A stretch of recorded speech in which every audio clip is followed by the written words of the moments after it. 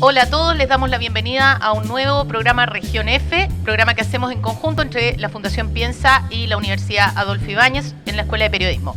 Se darán cuenta que hoy día no estamos en nuestro estudio habitual, estamos al aire libre, porque hoy día estamos celebrando el Día de Periodismo y por lo tanto nuestro programa es aquí en el patio de la Universidad Adolfo Ibáñez con todos nuestros alumnos. Y como tal estamos con una gran invitada que vamos a conocer como siempre a través del siguiente video. Una mujer fuerte, de opiniones claras y auténticas, es Beatriz Sánchez, una periodista viñamarina que no le interesan los estereotipos femeninos y defiende a la mujer desde todos sus ángulos. Muy reconocida como periodista radial, trabajó en la radio cooperativa, Bio Bio y ADN, pero al cumplir los 40 años acepta el desafío de integrarse a la televisión para vivir experiencias nuevas. Pero para aceptar este desafío, ella puso condiciones previas al canal. Nunca cambió su imagen por tener que adaptarse al estereotipo de conductora de noticiero. Solo a los 3 años de estar en pantalla, recibió el premio a la mejor periodista de televisión del año 2014, que anualmente entrega la Universidad Adolfo Ibáñez, lo que demostró que su manera de ejercer periodismo rinde frutos. Beatriz es una periodista decidida y convencida por sus ideas. No busca cambiar la imagen de nadie y defiende su forma de ser. Dice no proyectarse en televisión y catalogarse una mujer de radio. A continuación les quiero presentar a Beatriz Sánchez. Muchas gracias, Beatriz, por estar con nosotros. Hola, muchas gracias por la invitación. Vamos a comenzar. Lo primero que te quiero preguntar, tú eres viñamarina, estudiaste en Concepción y sin embargo terminaste realizando tu carrera en Santiago. ¿Existe, así como desde las regiones hablamos del centralismo excesivo de Santiago, existe también un centralismo excesivo en los medios de comunicación? ¿Y qué falta para que los medios regionales tomen esa fuerza que sí tienen los medios de Santiago y que se intentó en alguna ocasión por la vía de redes de televisión nacional, de Canal 13? ¿Qué falta para que los medios de regiones tomen fuerza? Yo creo que los medios de comunicación no son muy distintos a cómo es la sociedad chilena. O sea, si somos un país centralista, es difícil que los medios de comunicación no seamos centralistas. Seguimos un poquito la línea o somos algo del reflejo de lo que pasa socialmente. Lo ideal es que los medios pudiesen hacer esa distancia y que representen o digan algo distinto, no necesariamente ser exacto el espejo de la realidad, pero hoy día lo son. Y todo termina en Santiago, básicamente porque Santiago tiene el poder nacional, básicamente, porque el Congreso puede estar en Valparaíso, pero muchas de las decisiones se toman igual en Santiago. Entonces, al concentrar el poder, Santiago aparece como si fuera nacional y en realidad es de la región metropolitana. Entonces los medios no escapamos mucho a eso. Y por distintas razones de costo y también los medios empezaron a crecer solo en Santiago y no en regiones. Y hoy día los medios que funcionan desde Santiago son nacionales, pero básicamente son de la región metropolitana. Si uno va más al sur, en Aysén, por ejemplo, hablan derechamente de los medios de Santiago, las noticias de Santiago, los programas de Santiago, directamente, se sienten totalmente ajenos a lo que se supone que tiene un carácter nacional porque no es nacional. Entonces yo creo que tiene que ver con eso, con que somos los medios de comunicación un reflejo de lo que pasa a nivel nacional. O sea, de hecho, muchas veces hay críticas de parte de los mismos radioescuchas o televidentes, porque dicen, bueno, ¿por qué si yo estoy en Arica o estoy en Concepción, por qué quiero saber que hay taco en la Costanera Norte, digamos? Porque claro, hay noticias que son nacionales, todo lo que tiene que ver con política, economía, pasa en Santiago, pero también hay mucho de noticia local. Y eso se pierde un poquito, pese a que los medios de repente tratan de hacer, por ejemplo, yo he escuchado en Radio ADN mucho que tratan de avisarte el taco desde Quilpué a Viña, pero en general pasa que terminamos escuchando los tacos de Santiago, la falla del metro de Santiago y las noticias locales quedan un poquito al debe. Sí, y también yo creo que tiene que ver con la forma en que se construyen hoy día y desde siempre los informativos, porque ¿qué es lo que uno espera de un informativo en televisión? ¿Qué es noticia? Que yo creo que es un gran tema de conversación, un gran tema además de discusión en las mismas escuelas de periodismo. Si uno mira noticieros internacionales, los europeos generalmente, la verdad es que un choque en una esquina no es noticia, una falla en el metro tampoco. Es un dato que puede aparecer en una wincha, pero no es la noticia central que se come 20 minutos del informativo.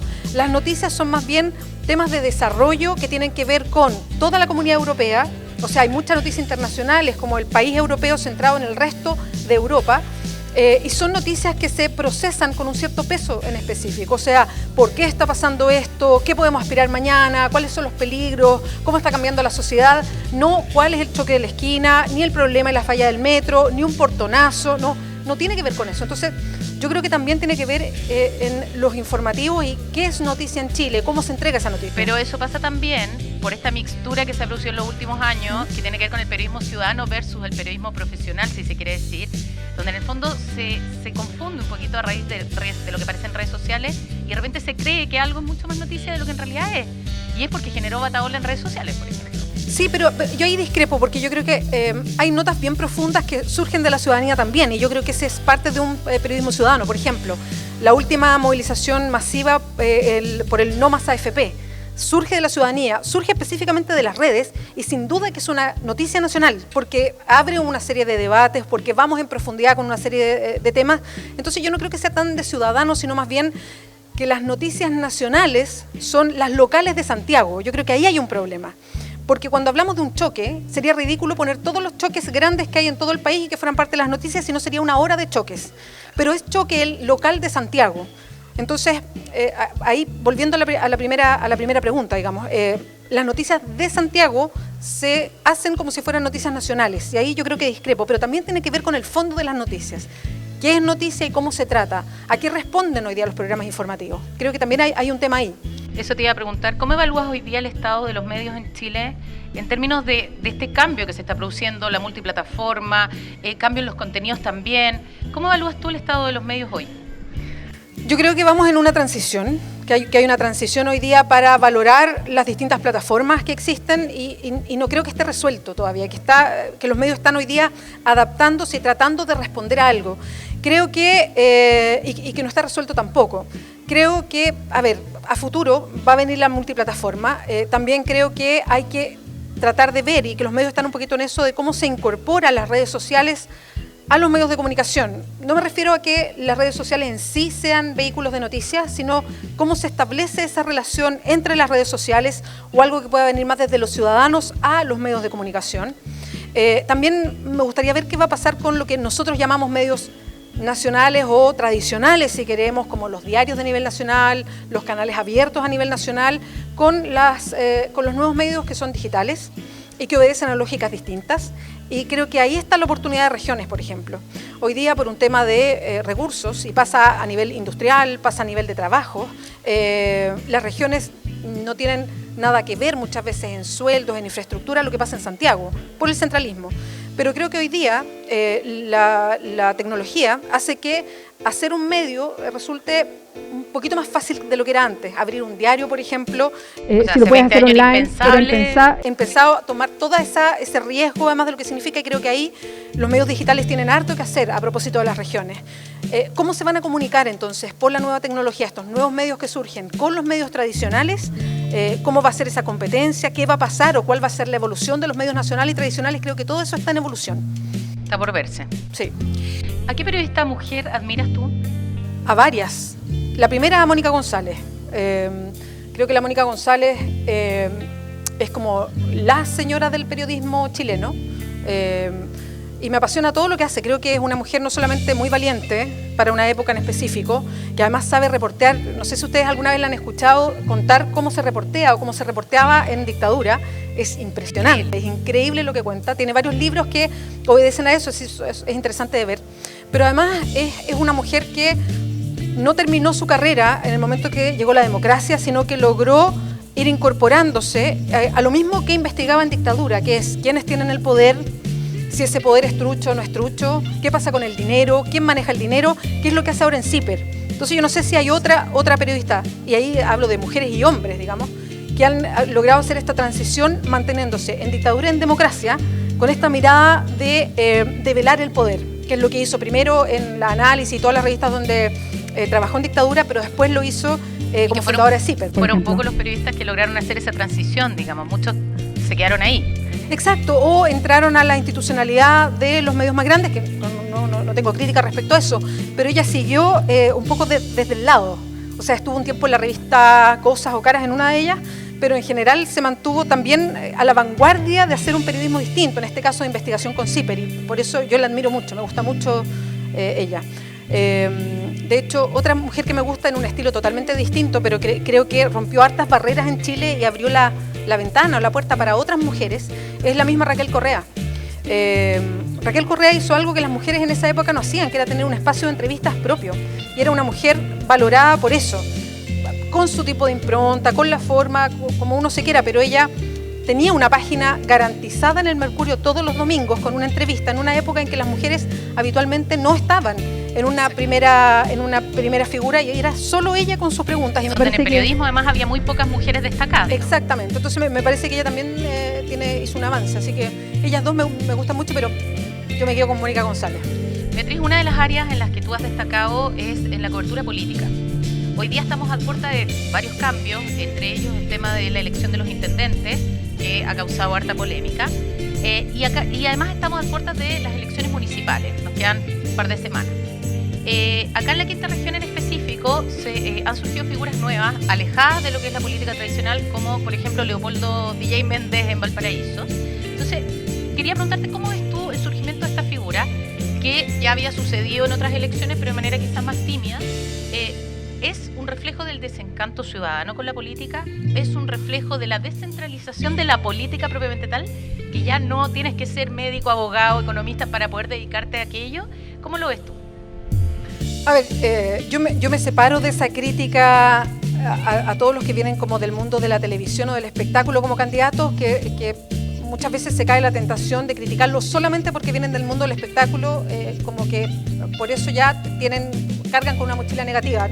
Yo no sé, me imagino que muchos de ellos serán súper buenos administradores municipales, no tengo reparos, digamos, en sus capacidades. Lo que sí yo creo que eso muestra varias cosas, pero no es un fenómeno de ahora, ha sido un fenómeno de siempre, que son las figuras mediáticas reconocibles como buenos candidatos en el sentido que la gente los ubica y puede votar por ellos. Y es un sinónimo de que el candidato, para ser candidato, tiene poco contenido. O sea, es muy poca la gente que se interesa en un programa o que pone un desafío, dice, a ver, yo en mi casa quiero vivir de esta manera, o me gustaría que en mi barrio pasara tal cosa, o quiero este compromiso de quién va a ser el alcalde, sino más bien se vota por alguien conocido. Y yo creo que, al contrario, es una muestra de total centralismo, porque hay gente que viene y que es designada por los partidos nacionales para que vayan a regiones y porque son conocidos. Solamente como un puente para asegurarse una elección. No por contenido, no por profundidad, no porque sean de la región necesariamente, porque sí, DJ Méndez nació en Valparaíso, pero no sé cuánto tendrá de porteño, la verdad. Entonces, creo que es al contrario, es una mirada bien centralista y que solamente busca votos, no busca densidad en ese voto, busca solamente un voto sencillo. Y esto es independiente de si a lo mejor DJ Méndez termina electo y termina siendo un gran alcalde, independiente, yo no lo conozco. Pero sí se recurre a este tipo de rostro para asegurar una elección. Es una medida un poco facilista. Es muy facilista porque yo creo que hoy día los partidos políticos además se han transformado no en un lugar para debatir ideas, sino básicamente en una maquinita de elecciones. Los parlamentarios también tienen todo un entorno que son solo maquinitas de elecciones. Hay poco debate de ideas, hay poca profundidad. Es cosa ver, por ejemplo, la elección de intendentes. La elección de intendentes se detuvo en el Senado porque los senadores son incumbentes en esa elección. Porque ellos manejan lo que pasa en regiones, porque un futuro intendente electo puede tener más votos que ellos, porque siempre lo van a ver con un rival y trataban de poner una cortapisa. Entonces, creo que todo se ha transformado solo en maquinita de elecciones permanentemente y es un reflejo de eso. Vamos a hacer una pequeña pausa, vamos a ir a ver nuestra tradicional cápsula y volvemos en unos minutitos.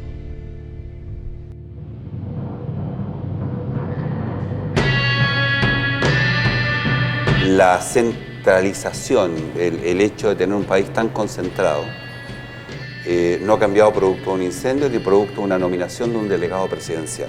Es que el desarrollo económico del Valparaíso tiene que ser más diverso de lo que sencillamente se plantea. Porque al final lo que tenemos básicamente que pensar es cómo Valparaíso se vincula con un proyecto de país. Nos sentimos un poco postergados, ¿ah? Como ustedes se sienten postergados de la capital. Aquí comienza una nueva versión de nuestro programa Préndete.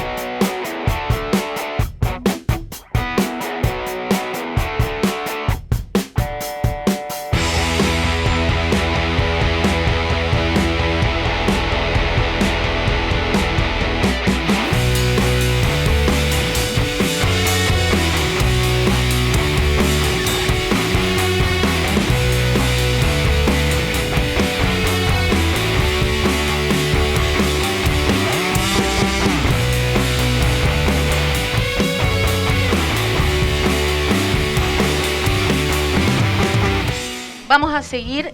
Beatriz, te quería preguntar, estábamos hablando un poquito de lo que sucede en política, en este momento un poco extraño que se vive en el mundo político y ciudadano. Te quería preguntar, ¿a qué atribuyes tú el desencanto ciudadano tan brutal que existe hoy con la política? Y hacer el link con el periodismo, porque hasta ahora, dentro de las instituciones creíbles, al menos en la encuesta, como que el periodismo se ha salvado un poquito y todavía sigue siendo muy creíble. Entonces, ¿cómo ves tú este desencanto, que no es solo con la política, es con la empresa, con la iglesia, etcétera? ¿Y por qué los periodistas nos hemos salvado hasta el momento? A ver, yo creo que el desencanto tiene que ver con un tema bien profundo y que no tiene que ver solamente con los últimos años, ni solamente con los casos Penta y SQM, sino que creo que tiene que ver con un modelo de país, un modelo que se impuso en dictadura. Y este modelo en que los ciudadanos terminamos siendo clientes y ese es el trato que hay con nosotros, cuánta capacidad económica tenemos para comprar salud, educación, trabajo, vivienda, etcétera, respecto al resto de los chilenos. ¿Eso qué generó? Generó una sociedad muy individualista, donde se sospecha de lo colectivo, de lo comunitario, donde se basurea la política. Y eso ha exacerbado lo que significa la plata en todos los aspectos. Hoy día hay una élite que es más de negocios y después de política que nos gobierna, que viene de 5 colegios, que viene de 5 universidades, que están todas en Santiago y que componen básicamente los gobiernos, y aquí me refiero al Ejecutivo, del que sea, del color que sea, y también al Parlamento. Entonces, estas personas que viven también en 3 comunas en Santiago, están totalmente divorciadas del resto de los chilenos. Y yo creo que eso empezó a resquebrajarse. Y cuando teníamos ya sobre la mesa los casos como Penta y SQM, donde nos damos cuenta que los negocios, el poder de los que tienen en su mano los negocios, no solamente en ese ámbito, sino que además han cooptado o comprado directamente la política, y que básicamente muchos de los proyectos de ley, más que un tema ciudadano o garantizar un rol del Estado para tratar de igualar un poquito la cancha en Chile, lo que hace es mantener los privilegios, todo se desarma. Entonces creo que eso es lo que nos está pasando. Ahora, no creo que sea de un año, no creo que sea de 2 años. Esto se fue armando desde que volvimos a la democracia y nos instalamos en un régimen que nos dejaron, en un modelo que nos dejaron, donde las lucas son las que valen. Yo creo que ese es el tema central y hoy día está haciendo crisis. Y para mi gusto va a ser una crisis larga. De esto no se sale muy fácil. Hay que volver a establecer confianzas. ¿Cómo se establecen las confianzas? Bueno, volver a establecer puentes entre un tipo de Chile con el otro tipo de Chile. Y eso yo creo que va a demorar mucho tiempo. Ahora, yo no sé si los periodistas nos hemos salvado en realidad, o los medios nos hemos salvado. Yo pondría a lo mejor un signo de interrogación.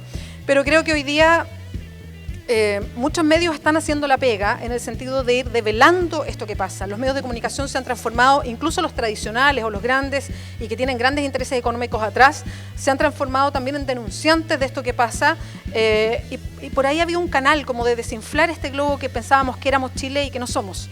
Entonces, yo creo que por ahí se valora lo que han hecho los medios de comunicación, y creo que además se ha ido abriendo un poquito, pero poquito, la diversidad de medios, y eso empuja habitualmente a los tradicionales a mirar los temas de una manera distinta, a abrirse a otros temas, en buscar otros especialistas, en buscar a lo mejor una forma de presentar las cosas o cosas que decir de manera distinta. Te quiero llevar al plano un poquito más personal. Cuando tú partiste o cuando te ofrecen empezar en Red Televisión, tú manifestaste incluso públicamente que no estabas dispuesta a cambiar. ¿Sientes que algo has cambiado desde que estás en televisión y a qué cosas no estabas dispuesta o qué cosas no estabas dispuesta a cambiar? Yo creo que todo esto tiene que ver con que llegué más vieja a la tele. O sea, después de los... Miren, chiquillos, ustedes son bien jóvenes, pero a los 40 es la edad ideal. Uno sabe exactamente lo que quiere. Miren, yo siempre lo reflejo así, uno después de los 40 sabe decir que no. Es medio feo de esa manera mirarlo, pero uno aprende a decir que no. Uno sabe exactamente lo que quiere y uno sabe decir, ¿sabes qué? Esto no. Entonces yo creo que tiene que ver con eso, ¿eh? Llegar a la tele más vieja es decir, yo aquí lo veo, así el trato conmigo mismo es, yo lo vengo a pasar bien, yo ya tengo resuelto que yo trabajo en los lugares donde yo sienta que nos apañamos, donde hago amigos, donde hay cariño. Para mí es fundamental trabajar de esa manera, si no trato de huir nomás. Entonces, cuando llegué a la red, ese era el trato conmigo misma, yo aquí lo vengo a pasar bien. Entonces, también el trato lo llevé a la mesa, digamos, en el momento que estábamos viendo cómo iba a ser el programa, si me interesaba o no, y yo también puse esas cartas derechamente sobre la mesa. Lo primero es, a ver, si ustedes me traen aquí para dar mi opinión, para que sea un informativo más ciudadano, para que debatamos las noticias, porque los conductores, además, algo que me gustó mucho, que también lo hacíamos en la radio ADN en esa época, era que los conductores podíamos tener opiniones distintas. La sobre las editorial que cosas. hacían en Exacto, y que podíamos tener opiniones distintas, que podíamos discutir al aire, que no porque fuéramos los dos conductores de un programa teníamos que pensar exactamente lo mismo, que habitualmente es como la línea editorial. Bueno, las líneas editoriales eran un programa ciudadano con debate y con opinión. Entonces, primero es, a ver, ¿hasta qué márgenes son esas opiniones? ¿A usted le interesa una opinión de ustedes a través mío o mío directamente? Y con esas garantías de poder moverse en una fórmula cómoda donde el director ejecutivo hace un compromiso y me dice, mira, tú tienes aquí micrófono abierto, lo único que te pido es responsabilidad y todo lo que sea crítica, presiones van a llegar solo hasta mí, nunca van a llegar a ti y hasta el momento lo ha cumplido, porque he tenido absoluta libertad en la red, en todos los espacios que he tenido para hacer la pega. Y lo otro fue el tema de la imagen, que yo nunca había trabajado en televisión ni tampoco me interesaba trabajar, nunca mandé un currículum. Creo que uno miraba con cierta envidia la televisión porque uno sentía que ahí se pagaban los mejores sueldos. Yo siempre trabajé en radio, digamos. ¿Y era verdad? Hoy día yo creo que no. En la época en que yo era reportera radial, yo creo que sí. Ahí sí había. Hoy día es distinto. Pero entonces uno miraba como con ese, era como mirar el Mercurio, que era como, oh, el Mercurio todo es ordenadito, qué sé yo. Bueno, pero nunca, la verdad, nunca mandé un currículum a la tele ni se me ocurrió. Y después yo ya hice mi pega en radio y me gusta. Yo me siento todavía muy mujer de radio. Y entonces cuando llegué, yo dije, qué raro que me hayan llamado a mí porque como que no tengo la impronta. O sea, tengo más de 40, lo que ya es raro. Y además no tengo como el fenotipo, o sea, el tipo de mujer de tele. Entonces yo hice presente eso y les dije, yo aquí no cambio, o sea, a mí nadie se mete con si yo estoy más gorda, más flaca, si tengo el pelo largo o corto, si me lo tiño o no me lo tiño, o sea, esas son decisiones personales y no decisiones de un canal. Eso quiero que lo tengan claro de entrada. Y me dijeron que sí, que estaba claro, que así como estaba, ni un problema. Y así fue, y nunca fue tema tampoco. ¿Y no has cambiado nada desde que empezaste en tele? ¿O en algo has transado en estos, cuántos, 3 años? En 2013, 2014, 2015. Claro, 3 años y medio más o menos, porque partió a fines del 2012 el programa. Yo creo que no, creo que estoy más gorda. No, pero fuera de broma, digamos. No, a ver, yo creo que uno con la edad se va poniendo más, como mucho más celosa de sus propios espacios. Y yo creo que quizás los cambios se han ido dando en conjunto, no sola. O sea, yo creo que al trabajar con opinión, con debate, tanto en la radio como en la tele, entre la dirección del canal o la dirección de la radio y los que hacemos los programas, vamos como viendo nuestros propios límites. Y creo que en eso hemos ido evolucionando, en cuáles son los límites que nos dejamos, cuánto espacio nos damos, cuánta libertad para trabajar. Y creo que eso ha sido un buen viaje, digamos, una buena relación, por lo menos no tengo nada que decir. Una última pregunta cortita antes que el director me empiece a retar. ¿Cuán difícil es ser periodista, que es un trabajo que todos sabemos 24/7 y uno tiene que estar dispuesto de repente a levantarse en la madrugada porque pasó un terremoto, pasó algo, con 3 hijos y un marido que también es periodista? La verdad es que yo no conozco otra realidad, entonces como que fluye sin problema, digamos. Lo que pasa es que yo tengo igual claro como hartos límites. Por ejemplo, me carga esa frase de el periodismo es un apostolado. No, el periodismo es la pega de uno. Y a uno le puede encantar, pero yo tengo otras miles de cosas que me gusta hacer.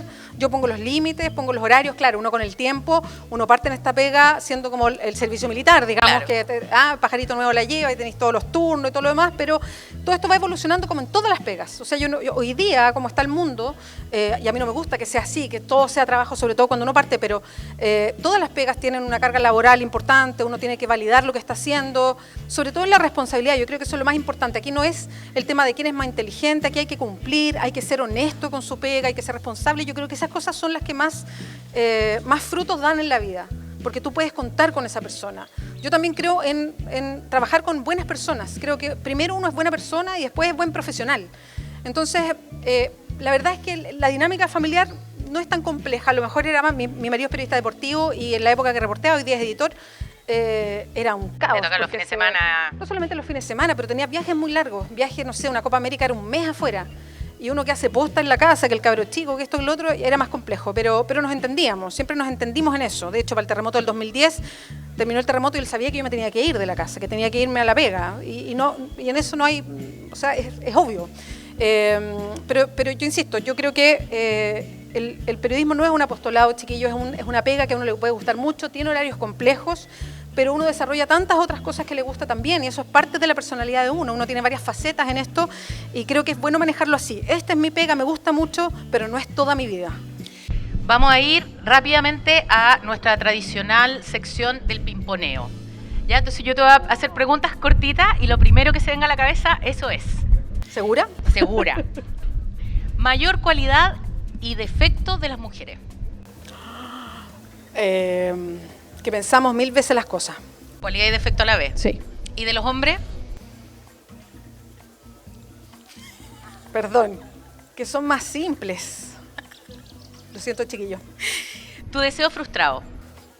Uy, haber sido decoradora de interiores. Mira. Me gusta el tema del color, así, sí, lo paso bien. Libro que cualquier periodista debiera haber leído al menos una vez en la vida. Ay.